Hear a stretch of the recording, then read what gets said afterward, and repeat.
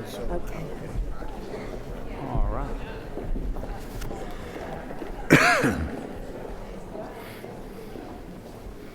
Ladies and gentlemen, it is my distinct privilege and pleasure today to introduce this evening's special guest. Our speaker was truly born to politics. Both her father and her brother served as mayors of Baltimore, her hometown. After moving to San Francisco, she followed in the family tradition by quickly becoming an important figure in the California Democratic Party. In 1987, she was elected to the United States House of Representatives, where she has served ever since. Once in Washington, our speaker not only made history, she made it again and again. In 2001, she became the House Minority Whip, the first woman to ever hold that post. A year later, she rose to House Minority Leader, also the first woman to hold that post.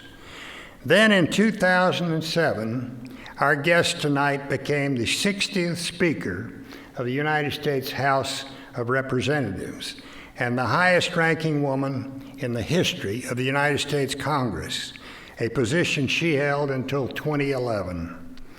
But this evening's speaker is not just a trailblazer for women, although she is most assuredly that. She is also one of the most effective members of Congress of our time, with a host of legislative achievements to her credit. In fact, as a Republican, there have been times when I wish she wasn't quite so damned effective. It will come as no surprise if I say that our speaker and I do not see eye to eye on one or two issues. But like all who have followed her career, I have been substantially impressed, totally impressed by her legislative skills, her political acumen, and the passion that she brings to public policy. She's smart, and most importantly, she gets things done. She and I think, are living proof that you can be at opposite ends of the political spectrum and still like each other. Ladies and gentlemen, please welcome the Honorable Nancy Pelosi, Minority Leader of the United States House of Representatives.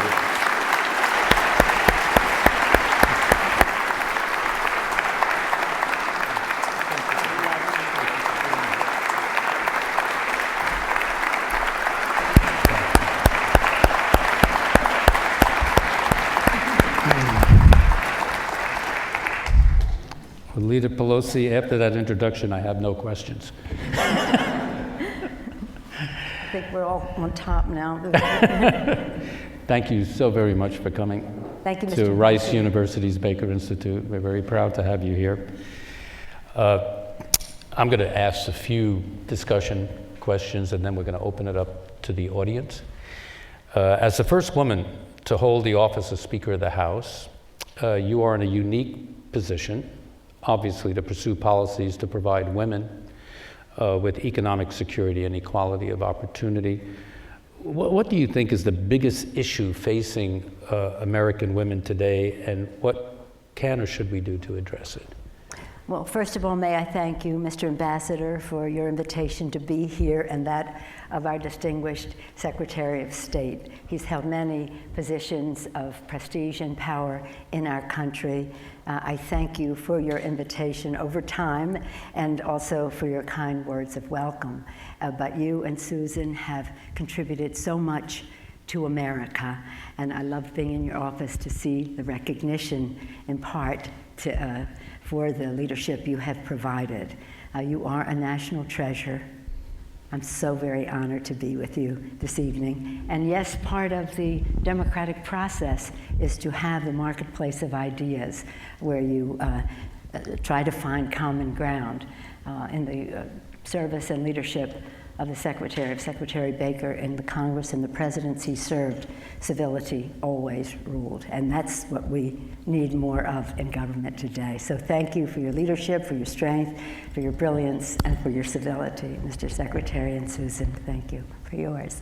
In terms of, and the Ambassador, He was we take pride, and my children went to Georgetown, some of them, my husband did, and we all take great pride in the ambassador's leadership in the world, and for a long time, he was the most prominent graduate of Georgetown, especially in the field of foreign affairs. And then in 1992, Bill Clinton was elected president. It was a close call after that. But we're so very, very proud And of you as Georgetown well. never called me again. But that's okay. You had the Baker Institute. You had the Baker Institute. But I'm so glad that my daughter, Jacqueline, and her husband, Michael, and children, Liam, Sean, and Ryan, they just celebrated St. Patrick's Day, and their Aunt Joan are here. They live in Houston. They live in West University. And so we all know how magnificent Rice University is, and another reason I'm so proud to be with all of you here this evening. The question the ambassador asked is, what is the biggest challenge facing women? Well, you know, while we want to remove obstacles of participation for women, whether it's in our economy and in the workforce in every way, and in politics and the academic world, many of the challenges, the biggest challenge facing women are the challenges that face America. But to be specific about women, earlier in the day, Congresswoman Sheila Jackson Lee hosted a forum, When Women Succeed, America Succeeds. And we do believe that that's the title of our economic agenda for women and families. But it's more than a title, it's a statement of fact. And we believe that there are some obstacles to women's fulfillment, unleashing the power of women, whether, again, in the workplace, in politics, government, in every aspect, and even in their own lives, should they choose to be at home, and that equal pay, paid sick leave, issues that relate to child care, early childhood education, are issues that would give women a higher comfort level in the workplace, or whatever it is, if they're an artist, whatever their pursuit is. And so we have, in talking to women and listening to women, and to be current on their concerns, have really seen that whatever matters to their children is what matters to women, and it's about their health, their education, their economic security.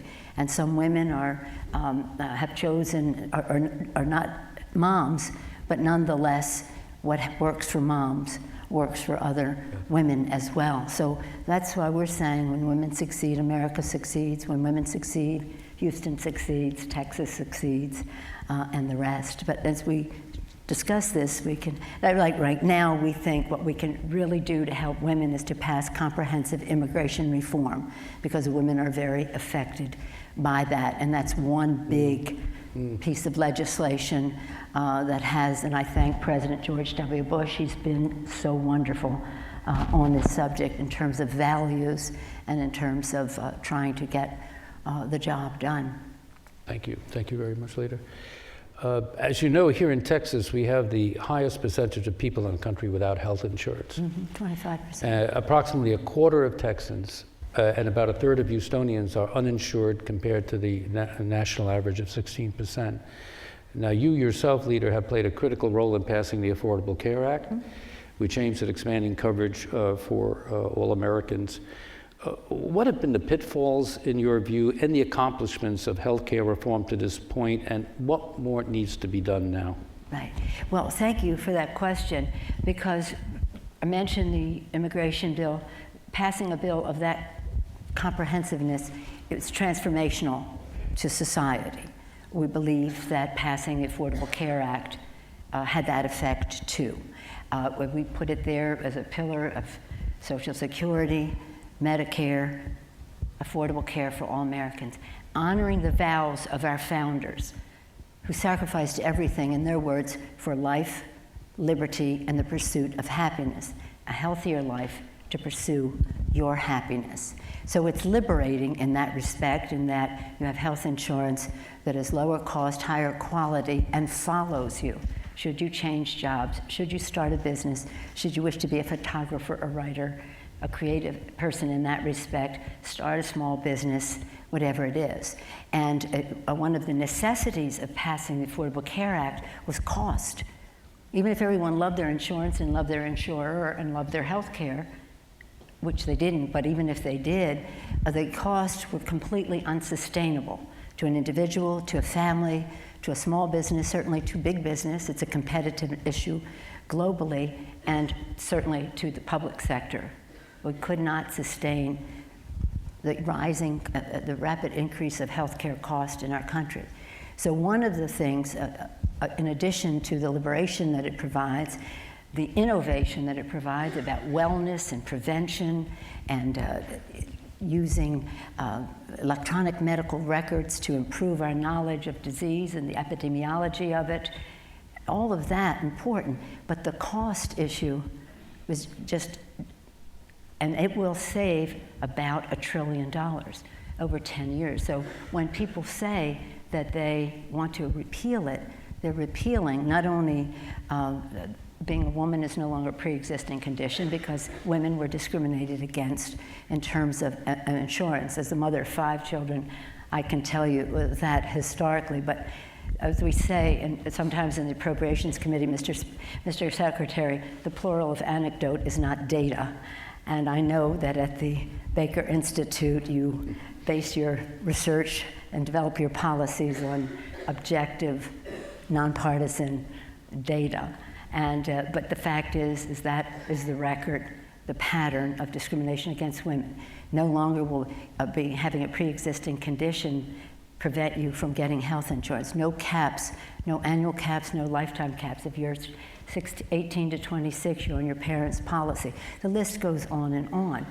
And so when you talk about, well, I don't want that, you have to say, well, how would you do this? Certainly, and as I'm sure the Secretary would attest, it's rare that we would have ever seen a perfect bill in Congress, or one that is, especially when it's a product of compromise, that you would say, let's see how this works, but there are other things that can be done, and as we see the implementation. Now, having said that, in terms of policy, which I think is solid, implementation, which is going okay, the fact that the website didn't work is beyond my comprehension. I kind of understand motivation, I understand disagreement and all the rest. Coming from Northern California, and all of you coming from Texas, a state that is in the forefront on technology, you have to wonder. But nonetheless, it is getting better. Mm-hmm. And in the nitty-gritty of it all, we're talking about how some things that we can do to improve the situation for small businesses in light of the website not working, those kinds of things. But they relate more to the practical implementation, not really the purpose and the vision of healthcare as a right, not a privilege. Thank you. Last month, the House and Senate passed the first clean increase in the debt ceiling since 2009. Is this, I don't want to sound Pollyannish about this, but is this a sign of more bipartisan Washington after the government shutdown last year, or is it a temporary truce? Well, you be the judge. You be the judge. As you know, who watch close-up, had a close-up seat, the fact that the full faith and credit of the United States of America should never be in doubt. It doesn't mean it shouldn't be debated or discussed or how you proceed, but it should never be in doubt. And even if you want to vote against it, you have to make sure that you're not impeding the lifting of the debt ceiling. So most of you know that as appropriations bills are passed, we think that when the bill is passed and a member votes for something, he or she should also be voting to raise the debt ceiling for this. But you can't be for the spending and not be for the increase in the debt ceiling, mm-hmm. because that just, it doesn't work that way. We are totally on a path of deficit reduction, and I must say that since President Obama became president, it was like $1.2 trillion when he went in. It's going to be under $500 billion now. We still want to take it down further, but we're on the right path. You be the judge, though. We wanted it clean, in other words, not to use that bill for anything else. those just say, I'll only vote for it if you do this, this, this, and this. No, it's clean. It's not negotiable. Full faith and credit should not be negotiable. And when we finally got them to bring up a clean bill, only 28 Republicans voted. 27 voted with the Speaker, he being one, and 199 voted against honoring the full faith and credit of the United States of America. So if you think that's a sign of things to come, well, hopefully they'll just bring a bill to the floor that has a majority of the votes. If they brought immigration to the floor, it has the majority of the votes. And that's what we're saying, just give us a vote.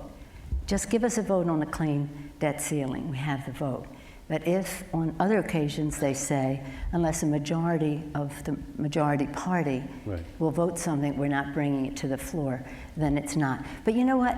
You have to be optimistic. You have to view every situation fresh and new, and what are the opportunities it presents, and what is the public understanding of it. President Lincoln said, public sentiment is everything. And you know who used to quote him? President Reagan.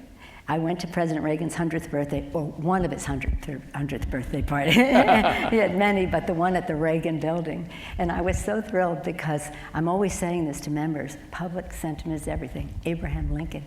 And there in a banner as big as this chandelier across the Reagan building auditorium, it said, public sentiment is everything, Abraham Lincoln, Ronald Reagan.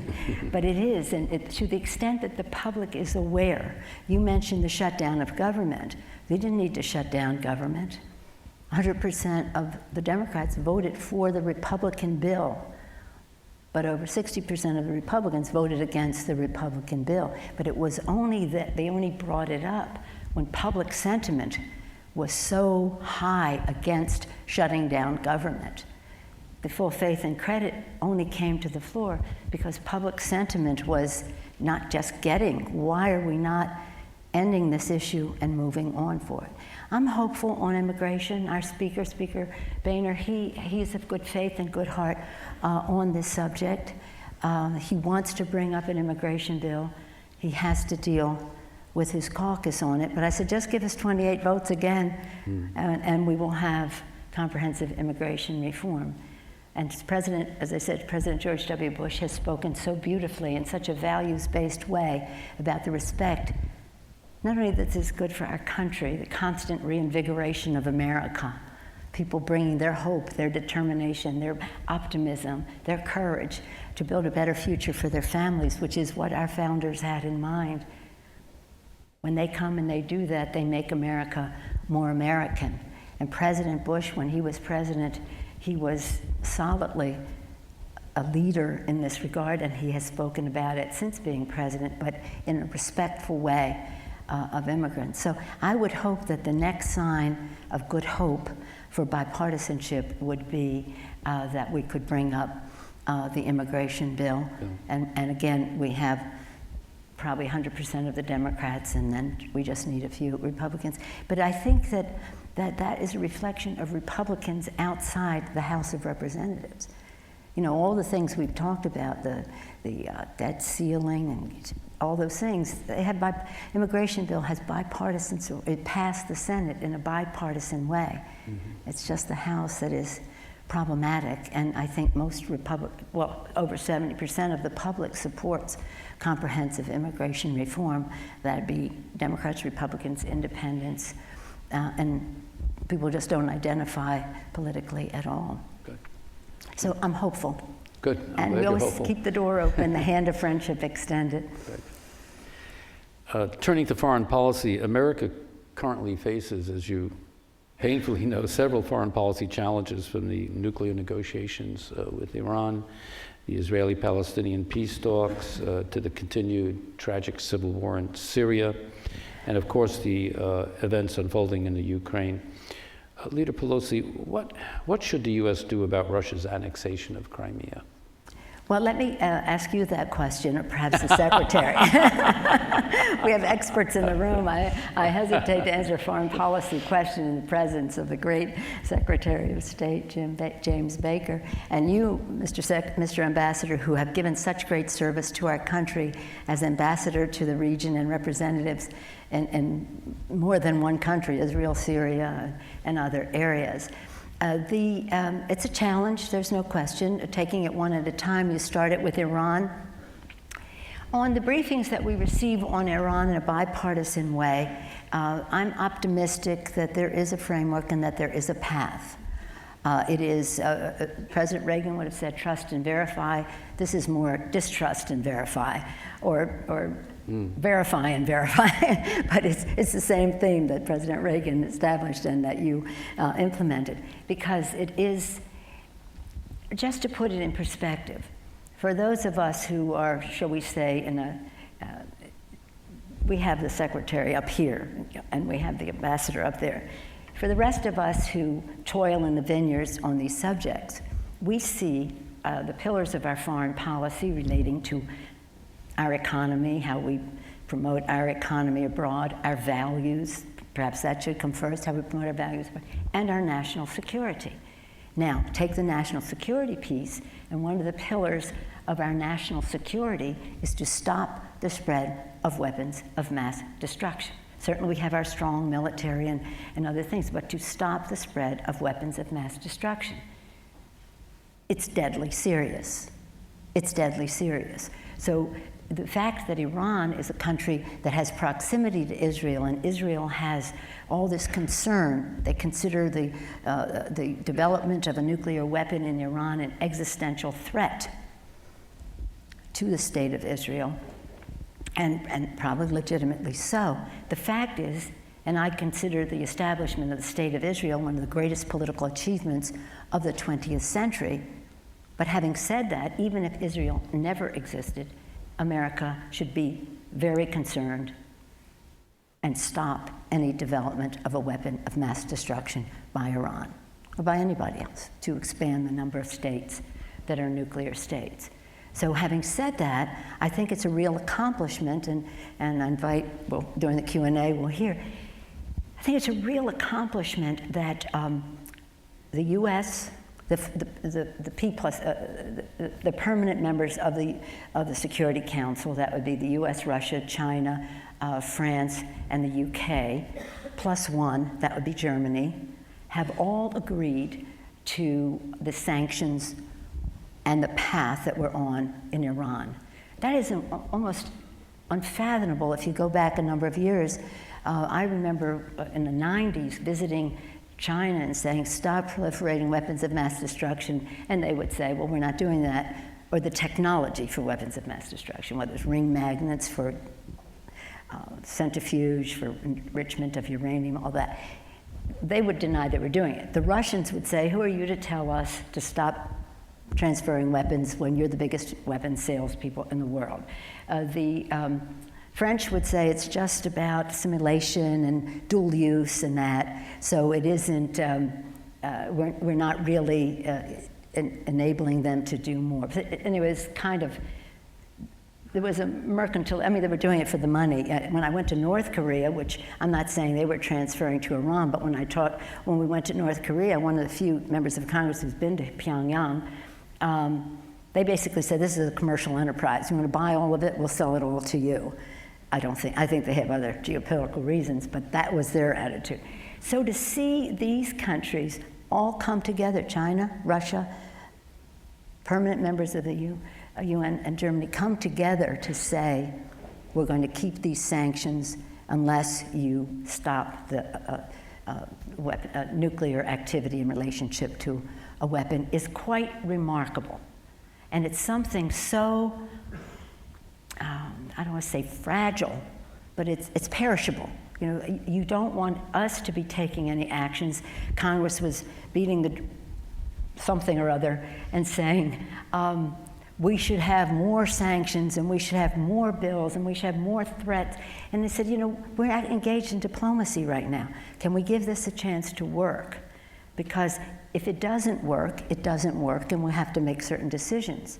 But if it doesn't work because we in the Congress wanted to assert it ourselves for whatever reason, and our allies in all of this say, hey, wait a minute, you didn't really give it a chance because you were diminishing it before it ever got off the ground, I think that would be squandering a tremendous resource, which is the coalition that is there, wedded to the sanctions. So far, in what we have seen, so far, so good. I wonder, of course, with Russia now, with, the scenario changing, how committed they will continue to be, and that would be the concern I have about the issue of Iran. From what I hear, next subject, I think you said Middle East peace. Was that second? The Middle East peace,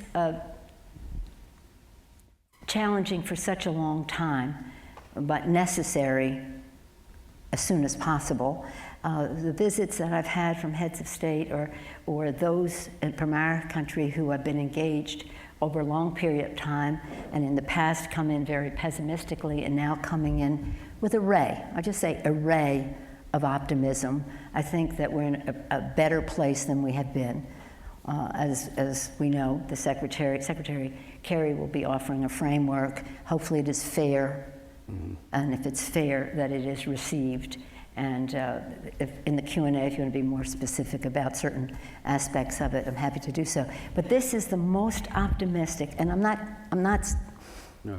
jumping with joy or anything, but this is the most optimistic I have seen. Now, I have been on intelligence since like 92 or something, and been briefed for longer than probably anybody in the Congress as an intelligence member, and now as leadership. I went in the administration in the 90s, I was the top Democrat on something called Foreign Ops. You know what that is, Mr. Secretary. It funded all of our foreign, I would say, cooperation. And so been very close to these issues for a long time, and this is as optimistic as I've ever been, and I hope and pray that it works, because it's so important to everyone in the region and really to the world. And I've heard, I appreciated Prime Minister Netanyahu's speech when he came and spoke in Washington a couple weeks ago. He was very much like emphasizing what good would come from a Middle East settlement, the commercial opportunities with Arab states and other countries in the region. It was the most positive, or a little bit other part of the conversation that I've heard him engage in. What's the other? Syria, Ukraine? Syria and Ukraine. Okay, well, again, it's challenging enough with all how difficult these issues are, but with the secretary sitting here, I'm sure he's saying, this is what I think. And perhaps during the Q&A, he will set us on a path. But the Ukraine interest, very interesting. What can you say? It's what everybody knows. We have information in real time, and judgments are made on the strength of the information in real time without doing like a review of what does this mean and how does this. So I would say 4 weeks ago, if I were here, I would be saying that in terms of the Ukraine, be calm. Be calm. Let's not try to pull them away from Russia, and let's hope Russia doesn't pull them away from the EU.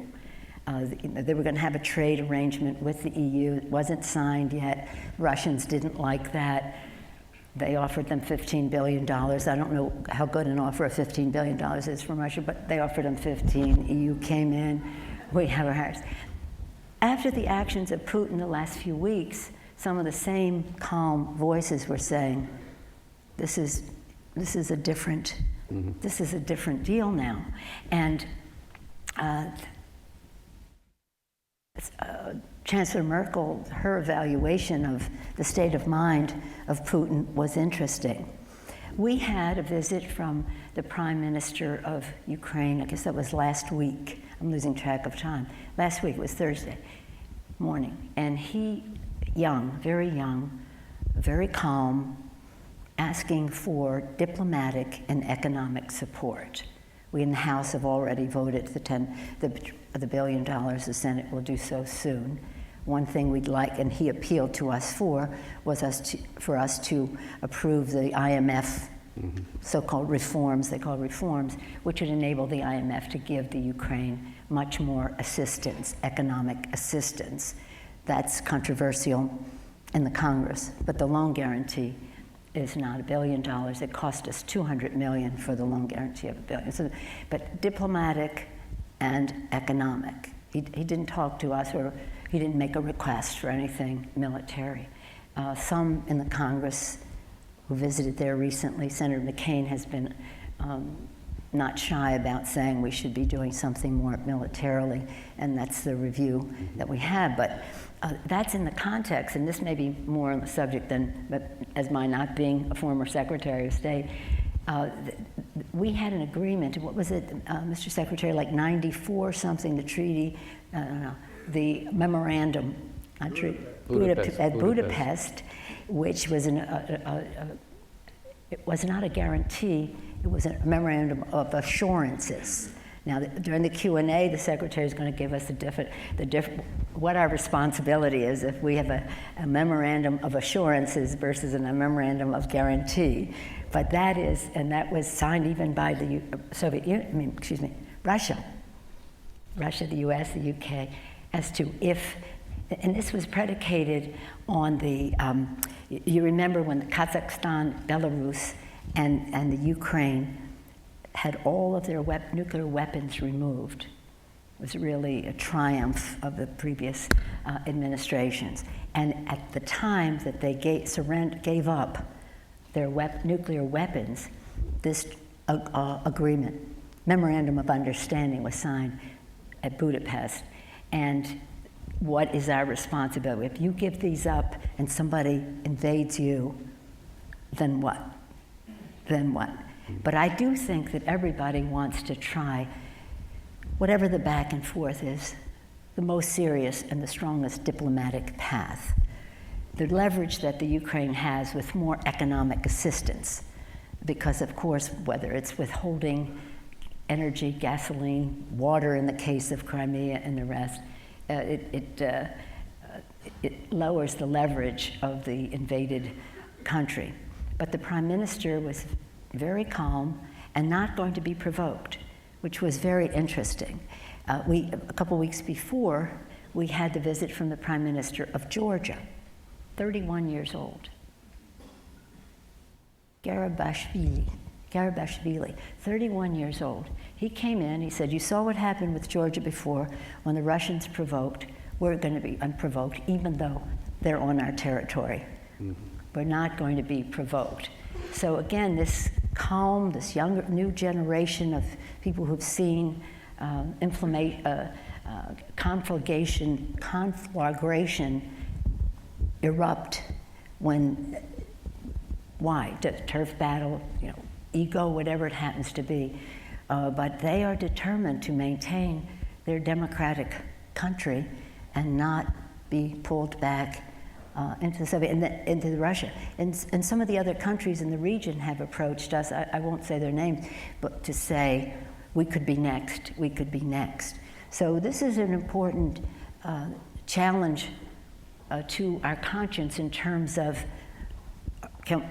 is it just easier to look the other way?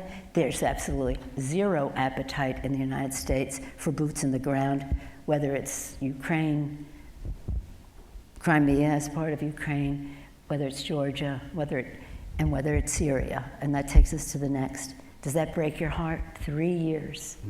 3 years, a president of a country killing its children, its people, and the rest. As with all of these things, difficult to unite and discern who the strength is in the opposition.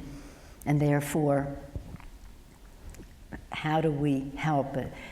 We don't want to have boots on the ground, so we're giving them night goggles.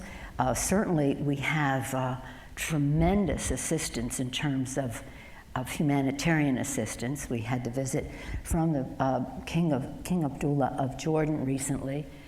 They have millions of refugees in a country that is very small. It only has a few million people itself, and now another half. The country has grown by like a half, and they're refugees from Syria. So tremendous support there for refugees in Turkey, something like 750,000, around that number in Turkey.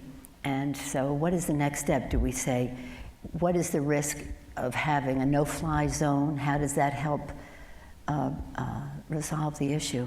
But who would have ever thought 3 years ago, that 3 years later, so many children have died, so many people have died. The one success, and it's yet to be complete, was the insistence that Assad stop the use of weapons, of chemical weapons. And so that had to be dismantled and removed from Syria. It's really hard to do. It takes time, but it's in the works. So that at least was something, that he could not be using chemical weapons on his people. But so many of it is all related. The role of Russia in Syria, the role of Russia in Iran. One other point I'll make about what Russia is doing is, it's curious to watch the Chinese, because the Chinese, they abstained at the UN on the vote about Russia's recent actions. But the Chinese are not happy to see a country say, these people are ethnic Russians, therefore they belong to Russia. Because in China, they have people who identify ethnically very differently from the Han Chinese, be they in Tibet or in the Uyghur Muslim region of China. So they watch it with, shall we say, mixed attitude. So it's hugely important how these decisions are made, and if we, obviously do not want to be engaged in another war, but we do want to maintain our values, help those who are fighting for their democratic freedoms, and hopefully have the strongest possible diplomacy and in strengthening the hands of a Ukraine or a Georgia by helping them economically, which helps them help their people and keeps the strength of that country intact. Thank you. We'll now open the question. But I'd like to know what you think about all of that. Oh, all these people haven't come here to talk. We'll talk about that later. We'll now open the question and answer session. If I could ask our audience to please use the microphones in these two aisles, and please step up. And please do identify yourself first and ask your question. And hopefully they will be questions and not speeches. Well, I will try to make this a non-speech. As a retiring physician, Madam Pelosi, noticed that Texas turned down federal funding for the Medicaid and Medicare, and supposedly, or the governor felt that there was too much payback going to come from doing this. I'd be interested in hearing your feelings about funding on that. Thank you so much. Before I answer the question, do I want to acknowledge the president of Rice University, President LeBrun, who is right here in the front row. Thank you for your leadership and for your hospitality. It's an honor to be here with you. In the Affordable Care Act, there was a provision, because there's so many places, like Texas, 25% of Texans do not have access to quality affordable health care. Well, they have no health insurance, period. And under the terms of the bill, for the first 2 years, the federal government would pay 100% of the Medicaid cost, 100%. So Texas had no obligation. And then after that, going well into the future, the federal government would pay 90%. So it's hard to understand why a state would not want to have that infusion of money for that purpose, because there is it's free money in terms of 100% and then 90%, so 10% down the road. But the thing about it is that the earlier the intervention, as you know, the access to as the bill allows for, especially for seniors, of free checkups, all kinds of things like that, mammograms. The earlier the intervention, the more people are in the loop, the less expensive their health care is going to be. And that's one of the principles of the bill. It's about value of the procedure, the sooner the better, not volume of procedures to correct something that's going. It's about performance, not procedures. So the sooner the better, and the better is also cheaper, and the quality of life, of course. So some states have said, as Texas has, we don't want to cover these people. That's really what it is. You're still covering them. They're going to the emergency room later, more ill, at a greater cost. It's not good for the quality of their lives and their health, but it's also not saving any money. So, but some states have sort of been wiggling through it because they know they want the resources, they know their people need the insurance, but they have a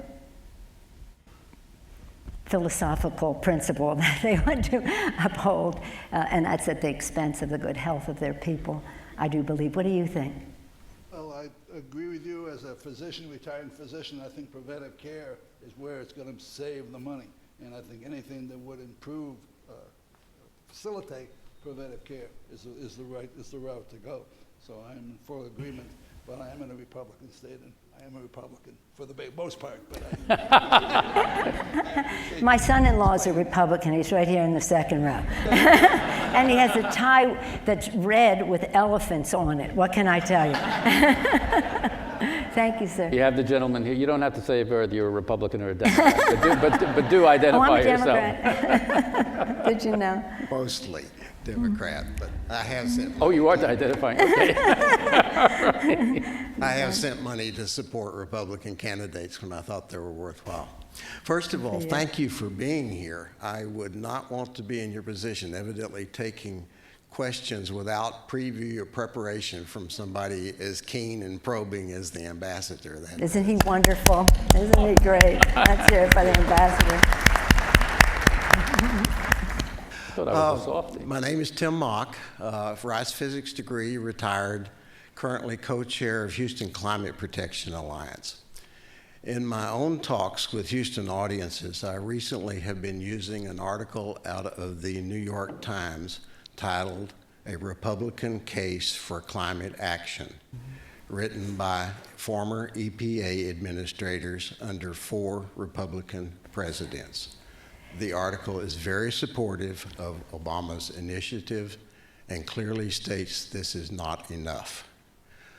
I first of all wonder if you've read the article, and second, would like to hear your general opinion about the obstacles and opportunities of finally getting some legislative support and action on this issue.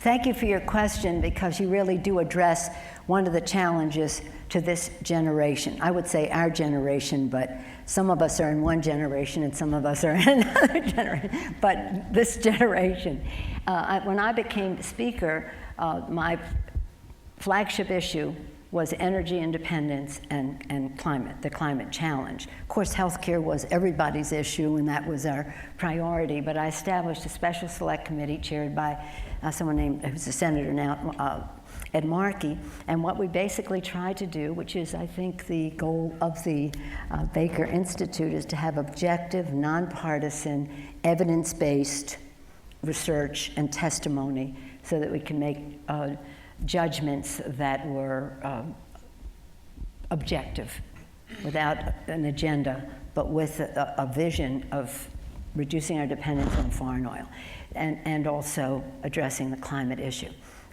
This was in the context of the Secretary General of the UN coming to my office right around that time saying, if we don't act now, it'll be too late. In 5 or 10 years, it'll be too late to really arrest the change in climate. Just so much consensus, not unanimity, but consensus. I really do believe that, when you asked about women before, I was talking more about in the media, but this sort of a global issue. We were sort of behind the rest of the world. The EU and the rest were well ahead of us on this subject. The president's, part of his agenda is all of the above, and we are really have reduced our dependence on foreign oil. And so that issue was a national security issue. It was an economic issue, too, about a balance of trade as well as dependence on oil in countries that we had to have were strategic to us only because of oil. I believe that the way, we put forth our bill, we passed our bill, climate change and all. I have a place with some of my colleagues now where, on the other side of the aisle, where they will say, okay, I do accept the fact that there is climate change, and there may even be a crisis, but I do not accept the fact that that humans have any impact on it. So we're making progress. There wasn't any before. Now there is. But again, children in school really know more about this than some policy makers in Washington, D.C. You know, I had an initiative, the greening of the Capitol, in order to set an example for how you conserve and how you decrease the footprint of carbon and the rest. And when the parties changed, they said, no more recycling. Banana peels, tin cans, and paper products all in the same trash. Well, you know that's not. Nobody does that, even at home, but we do it in the house. And so there has to be some of the emotion taken out of it. And I think that the prospect for success would be if we had, here we are in the energy capital of America, probably of the world, where you have one element, the oil and the gas element. You have, everybody should be at the table. Quite frankly, if I were the CEO of a major oil company, I would say, I'm taking charge of this, because they're always going to need my oil. But how do we manage the rest of it in the interest of our national security, in the interest of jobs in America, in the interest of the air we breathe for our children, and in the interest of actually a moral responsibility that we have to pass this planet on to the next generation in a responsible way.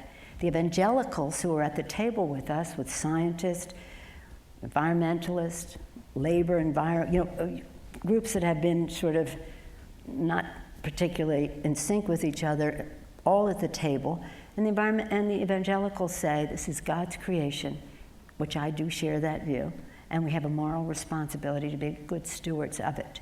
And they also add, which is so beautiful, and as we do, we must be sensitive to the needs of the poor. We can't do this in some kind of elitist way. So whatever the challenge is, it's really important to have when I say every, I mean everybody at the table. And I understand that the Baker Institute has just been recognized and lifted up in terms of where it stands as a research institute and a research institute in a university and the rest of that. And your criteria are objective research, nonpartisan, of course, and with findings or policy decisions that address comparative advantage. Would that be a fair? I think it fits perfectly. So what a challenge for the Baker Institute to take on some of this, to make sure that every view is represented. And why that's important is so that people don't think others have an ulterior motive. You know, you're just saying that because you want to undermine this. No, we're just saying that because we want our children. So even if you don't, from the standpoint of faith, believe that this is God's creation, you must believe from a standpoint of one generation's responsibility to the next, that we have to do whatever we can.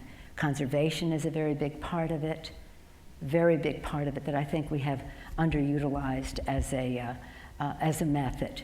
But again, I thank you for your interest in it. I think it's very, very important. And I think that our children may have to lead the way, because some folks are just stuck at a place. And I thank you. Thank you. Yeah. Hello, Leader Pelosi. I am Kenneth Meisner, an undergrad here at Rice. Wanted to thank you so much for coming and having such an insightful discussion with us. As the Secretary mentioned during his opening remarks, you were born into quite a political family. Yeah. And I was wondering, was there ever a moment where you had inspiration, or what gave you the passion and drive to pursue a career in politics and to work your way up through the ranks of the House of Representatives? Thank you, Kevin. Well, here's the thing. When I was born, my father was a member of Congress from Baltimore, Maryland, When I was in first grade, he was elected to mayor of Baltimore. When I went away to college, he was still the mayor of Baltimore. So that's the household I grew up in. And all I knew is that I wanted to be normal. In other words, like have weekends and things like that.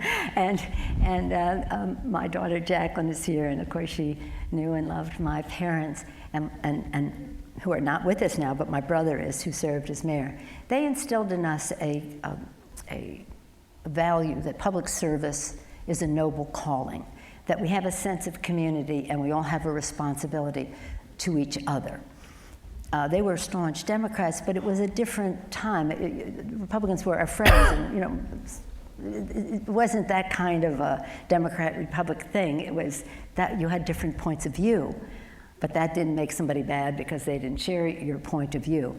So it was a different kind of upbringing in terms of respecting anybody who had an interest in politics, had an interest in the common good, had an interest in public service.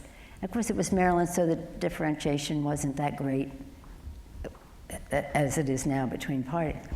I had no intention of ever running for office. Really? I mean, I just didn't. I mean, I was shy, and so I had no intention of doing this.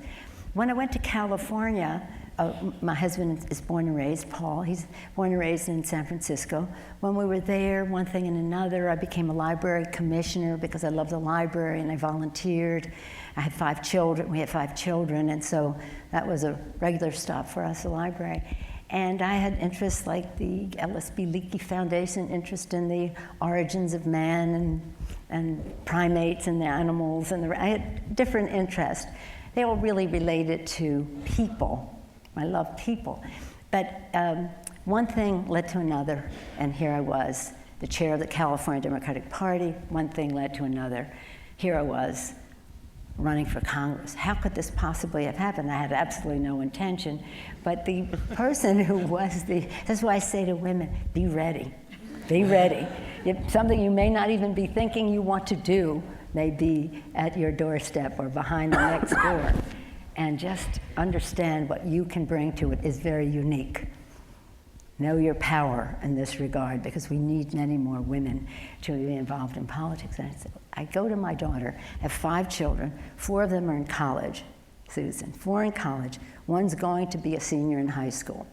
So I go to her and I say, Alexandra, she's a filmmaker, she lives in New York, Alexandra, Mommy has this opportunity to run for Congress. I've been urged to run for Congress. Never have ever in our lives have we ever talked about me running for public office.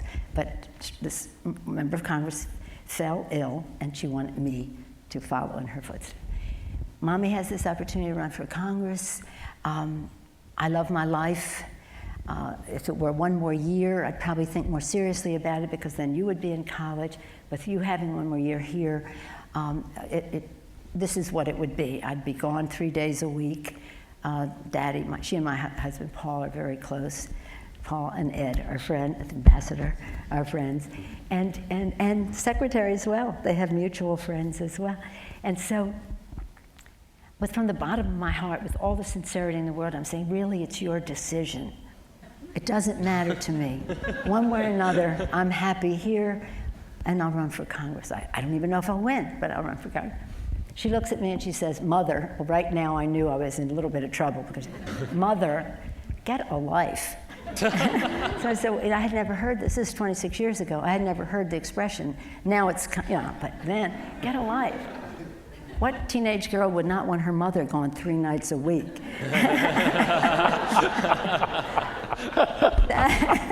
With that, shall we say, comment and the cooperation of my husband and my other children. Now, I did have 3 children at Georgetown. They were going to be at Georgetown. One was just graduating.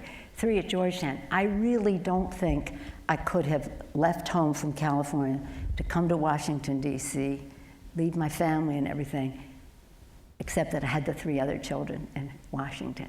I'm not saying they were jumping in joy that Mom had arrived in town. In fact, they said, Mother, you're in Congress, we're in college, why don't you just forget we're in the same city?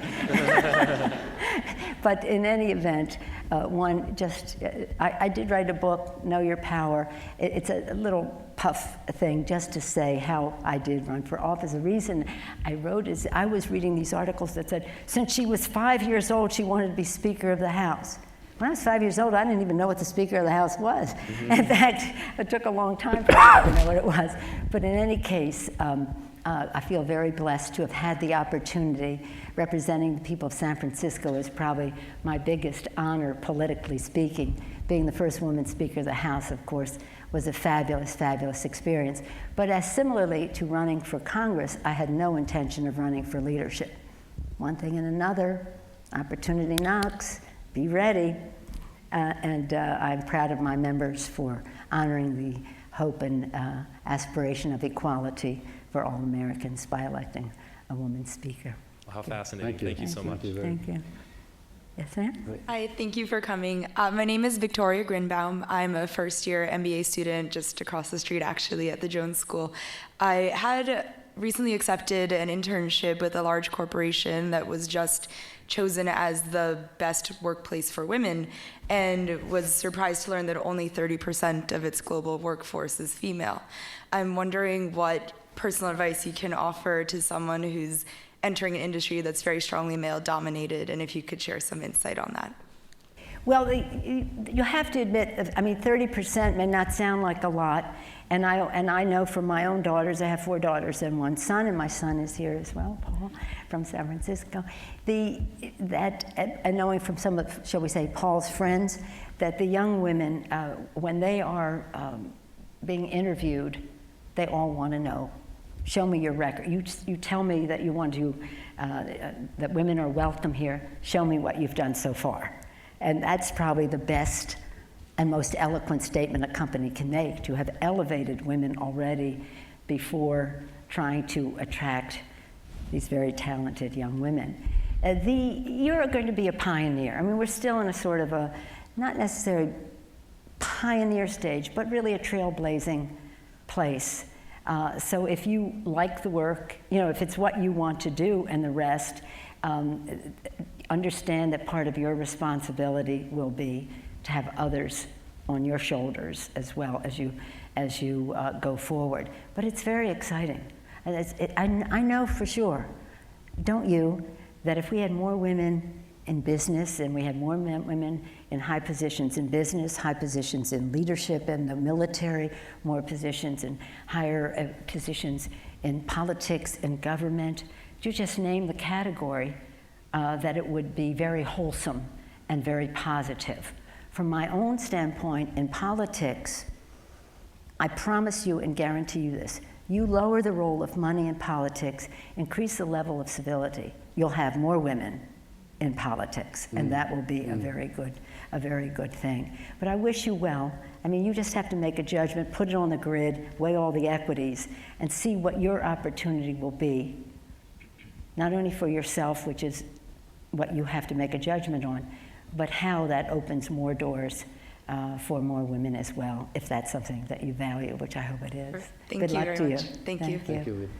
We have only time now for 2 more questions, so I'll take one from the young lady here and one from the gentleman there, so please. Thank you for speaking, Leader Pelosi. I am a Rice sophomore, and I have 2 very quick questions. One is, what are your views on the state of journalism in this country? And 2, what are your views on how the new Iranian president will react to sanctions in the long term? My parents are from Iran, so I have a very vested interest in how sanctions affect ordinary Iranian citizens. Well, they're 2 very different questions. I hope they weren't the 2 that you said we had left. Is this gentleman going to have a chance? Right. You could answer one of those questions. Let me just say, in terms of journalism, I always say, and I believe this to be true, that all of our rights in the First Amendment are protected by the right of freedom of the press. This is the guardian of the gate. Freedom of speech, freedom to assemble, freedom of whatever. The freedom of the press, as long as it can be written about, well, written meaning whatever, communicated publicly, that's a defense of our democracy. And it holds public officials and business leaders and the rest accountable. Now, obviously people have different views and different interpretations of that, and I think it's important for them to have those differences, but they should stake them out. You know, their agenda should, sometimes it's very clear, sometimes it's not. Now, what is journalism? Journalism, when some of us were growing up, was one thing. It was the newspapers, and then 3 networks, and then 4, then CNN and Fox, and now hundreds. So people have so much choice as to how they get their news.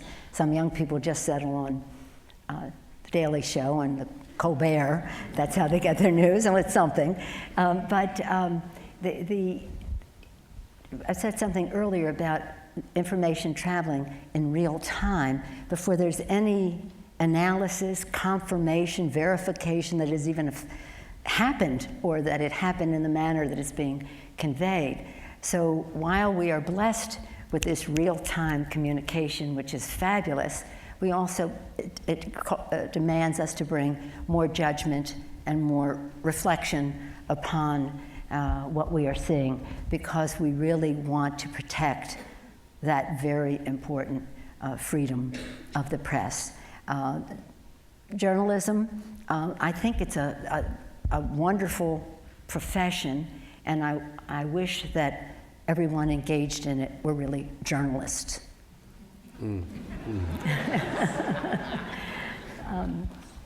Leader Pelosi, thank you so much for coming. My name's Raj. I graduated from Rice last year, and now I teach 11th and 12th grade students here. God bless you. Yeah, thank you. And one of the hardest conversations I have with students is when they tell me they've gotten into college, but they can't afford to go. Can you tell me what you think we can do about that, and what you plan to do about that? The cost of college education is a dispositive issue in terms of individuals, their families, and their aspirations, but also about the competitiveness of America. The whole education is a central and key issue to everything, whether you're talking about where I was this morning, before When Women Succeed, America Succeeds event, was at the Barbara Jordan International Child Care Center, where these children, there's 0 infant babies to 4 years old, and when they're 2 years old, they're English speaking, and they are learning Chinese and Spanish. And think of the opportunity how they go to kindergarten, how prepared they are, which is indicative of how well they'll do in the early grades, how attentive they will be in middle school, what projects for them in high school, and whether they graduate, which is really a challenge, those who are going to graduate. And then, having succeeded along the path, to have the grades, to have the